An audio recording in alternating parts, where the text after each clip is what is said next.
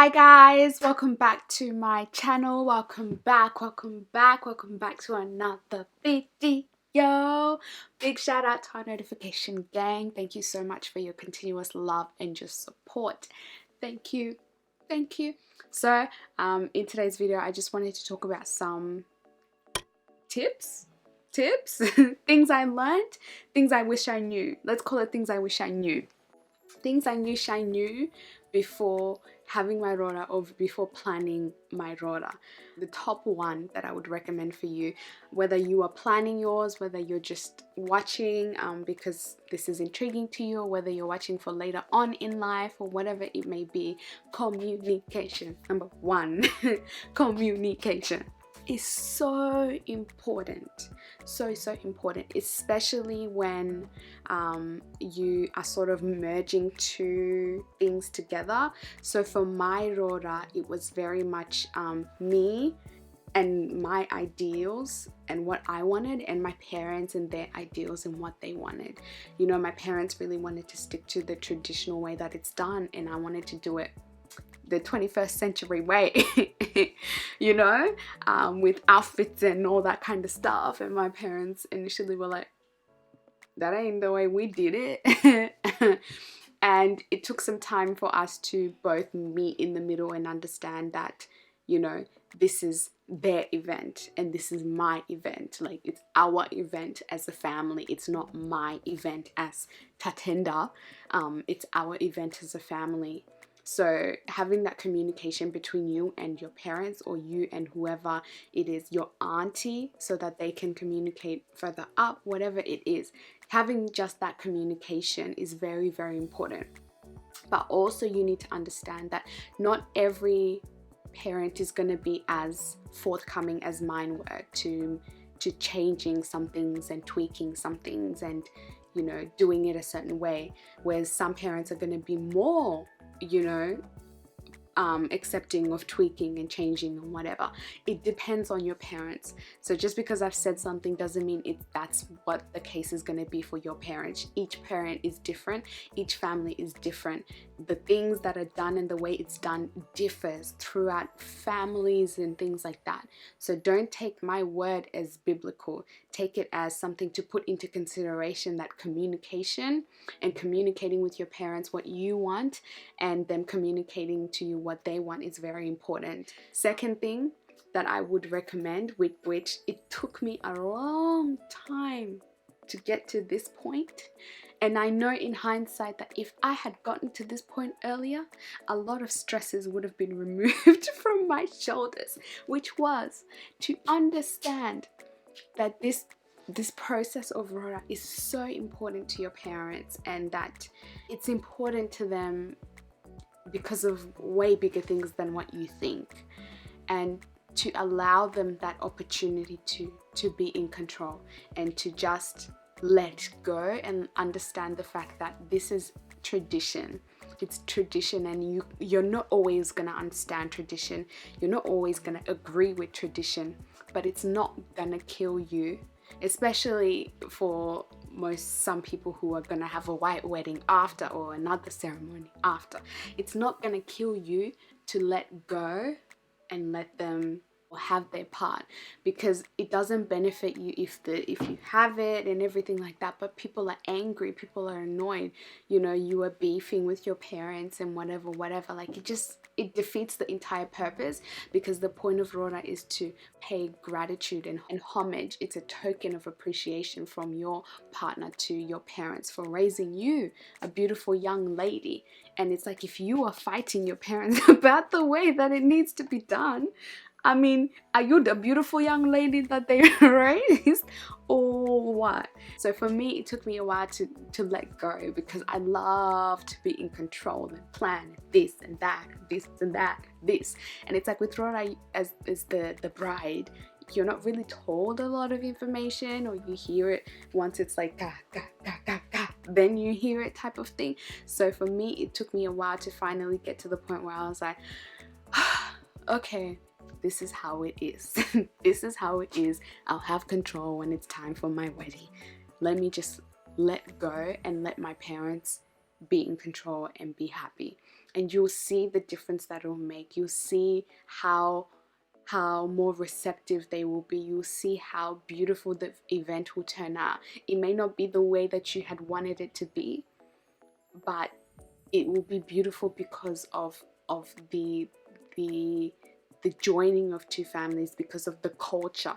It's about the culture and the tradition. It's not about everything else, if that makes sense. Number 3 is that you don't have to break your bank. You don't have to, meet up to the expectations of other people or do it like the Instagrammers are doing it. With that being said, I know that a lot of people are going to be like, Tatenda, like, did you see your Rora?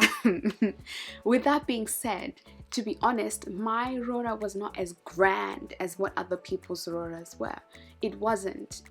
And I am happy with it that way. I was really happy with the way my Rora was, with what we had done and how we had planned it, and the things that I had hired. In my mind, if I had had things my way, it would have been even bigger and there would have been a lot more happening. But, my parents were the ones who were like, calm down, sissy. Calm down, sissy. Calm down, sissy. This is not for you.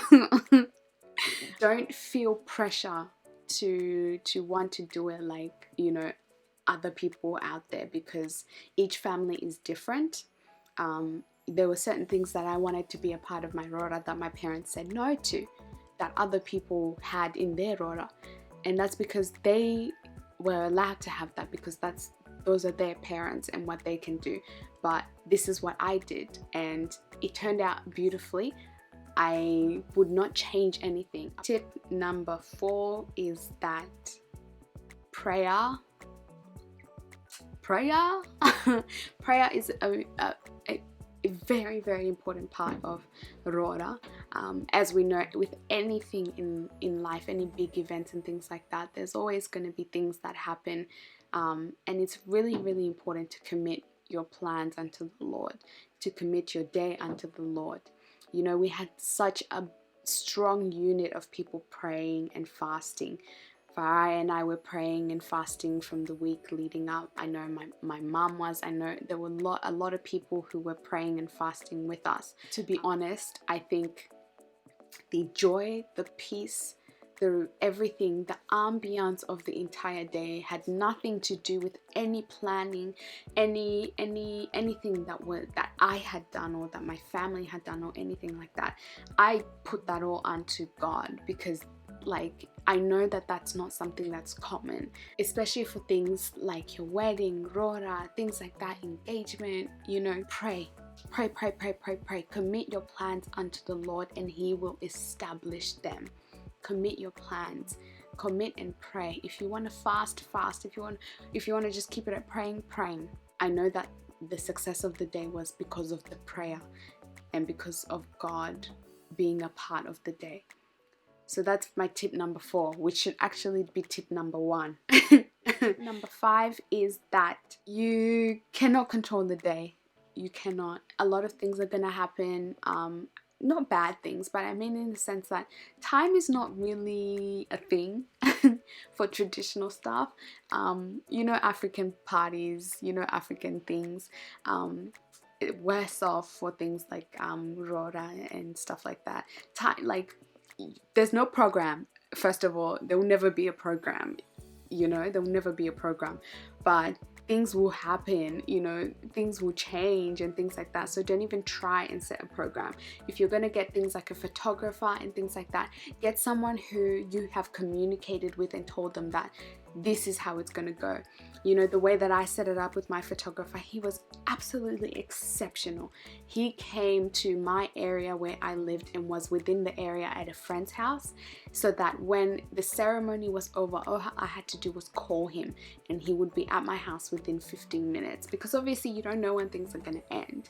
And even when he got there, things came up, then we had to, we didn't end up doing the photo shoot. He ended up staying hours longer than he was actually meant to, but he knew that was something that could have happened. So it's important for you, if you're going to be hiring anything, video, photo, props, things like that. Hire your props the day before and have them read, like have them the day before. Hire your photographer and explain the situation.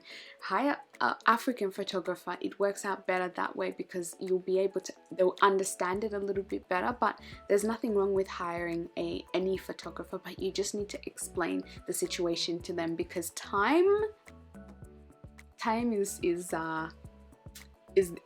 at its own pace.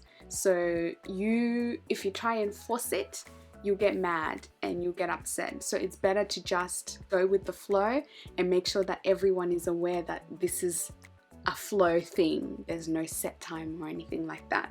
And yeah, I will see you guys next week. I love you guys so much.